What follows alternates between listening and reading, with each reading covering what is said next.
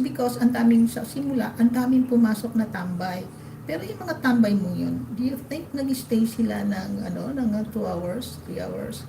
Maaring itinambay lang nila yun, pero hindi nila alam, hindi nila napansin, yung signal nila nawawala. Kaya, tapos hindi sila constantly na nagdudot-dot. Hindi, hindi yun ano, hindi ganun kahit ano. So, maaring nawawala yung signal nila o nawawala sila ng lobat sila, hindi nila napapansin. So, yung mga ganun nga ba? Mga ganun situation. Anyway, ang dami kong takdak.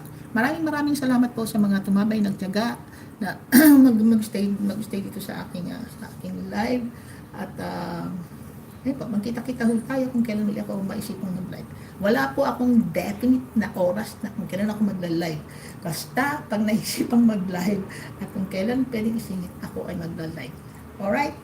Nananakot pa. Nananakot pa. So maraming salamat po. Magsitigil kayo. Depende sa tambay nga eh, di ba? Kaya ako, si Aris Virgo may sariling oras ng live. Wala akong pake. Ako magla-live kung kailan pwede. Kung kailan ako pwede. Pero siyempre, di ba, nagsasabi naman ako, oy, magla-live ako. At iniiwasan ko rin yung patasapawan yung mga sabayan yung mga kasama ko. Para kasi makasupport ako.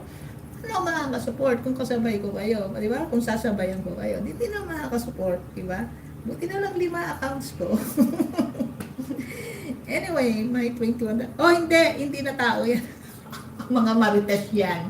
Nakikinig sa mga sinasabi ko. Hindi nyo ba napapansin?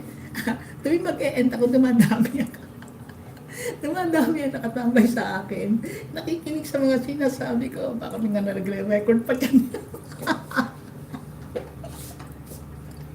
Ako'y tuwan-tuwa sa mga nangyayari dito sa buhay ko sa YT. Hindi ko in-expect, ha? Nagnilibang lang po ako pagkatapos ganito na. Kaya as much as possible, hindi pa ako nagpapa-pressure kay YouTube. Tuloy ang buhay ko. Ako'y masaya dahil nandiyan ang mga tunay kong kaibigan. Kita naman ang title ko, ha? Tunay kong kaibigan. Anyway, mabigay ka. Ayaw magbasa. Maawa kayo sa akin, kaya hindi ako masyado nagsasalita. Kasi the most vulnerable part ng body ko ay aking throat. Madalas pa akong namamalat. Kaya lumaki na akong malat na yung boses ko. Madalas ako may ubo. Ano, kasi may allergy ako, may pollen allergy ako, may dust allergy ako. Yun ang dahilan ko bakit gusto na malat ako at naubo ako. Hindi ko dahil sa may TB ako. Pag may TB ka rito, hindi ka tatantanan ng gobyerno rito. Hindi ka patatahimikin ng gobyerno dito. So, alam mo, exit na ako. So, thank you Kajot. Maraming salamat. I really appreciate it na dumalaw ka sa akin.